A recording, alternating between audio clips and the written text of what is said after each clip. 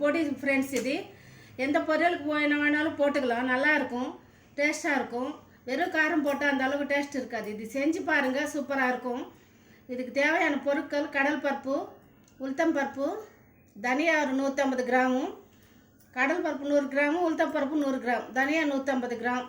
அதே கொஞ்சோண்டு வேர்க்கடல் நான் போடுவேன், நல்லாயிருக்கும் டேஸ்ட்டுக்கு.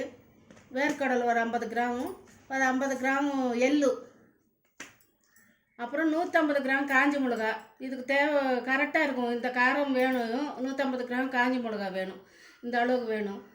இதெல்லாம் நான் வறுத்துட்டு காமிக்கிறேன் வாங்க. கடல் பருப்பு, உளுத்தம் பருப்பு ஃபஸ்ட்டு போடுறேன் ஃப்ரெண்ட்ஸ். இது தனியாக 3 போட்டுக்கலாம்.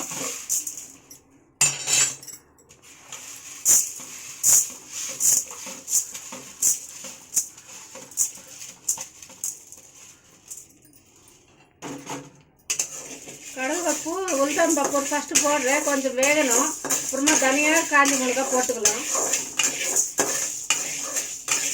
கொஞ்சம் வறுத்ததுக்கு அப்புறம் நம்ம தனியாக போட்டுக்கலாம். கடல் பருப்பு, உளுத்தம் பருப்பு கொஞ்சம் சிகப்பாக வரணும், நல்லா டேஸ்டியாக இருக்கும், வாசனையாக இருக்கும்.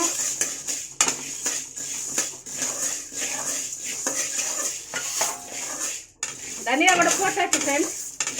கொஞ்சம் வறுத்துட்டோம். அப்புறமா எள்ளு கொஞ்சம் போடலாம் கடைசியில்.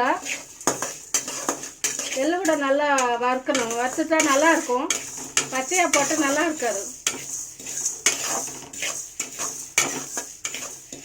கருப்பு எள்ளு போட்டுக்கலாம், வெள்ளை எள்ளு போட்டுக்கலாம், உங்கள் இஷ்டம் ஃப்ரெண்ட்ஸ், எது வேணாலும் பரவாயில்ல.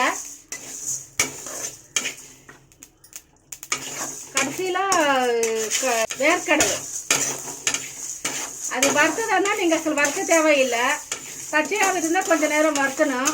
கடைசியில் காஞ்சி மிளகா ஃப்ரெண்ட்ஸ், ஃபஸ்ட்டே போடக்கூடாது, நம்ம கரைச்சிடும். அதனால தான் கடைசியில் காஞ்சி மிளகா போட்டு வறுத்துக்க, திரும்ப மிக்சி போட்டுக்க வேண்டியதா, ஆறுனதுக்கப்புறம் மிக்சி போட்டுக்க வேண்டியதா. அவ்வளோதான் ஃப்ரெண்ட்ஸ், நல்லா டேஸ்ட்டாக இருக்கும்.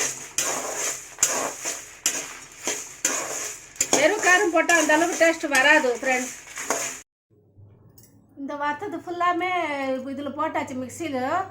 எல்லாமே நம்ம ஃபஸ்ட்டு வறுத்துட்டோம்ல, கடல் பருப்பு, உளுத்தம் பருப்பு, தனியா, அதெல்லாம் இதில் போட்டாச்சு. மிக்சி அடிக்க போகிறேன் ஃப்ரெண்ட்ஸ், அடிச்சதுக்கப்புறம் காமிக்கிறேன்.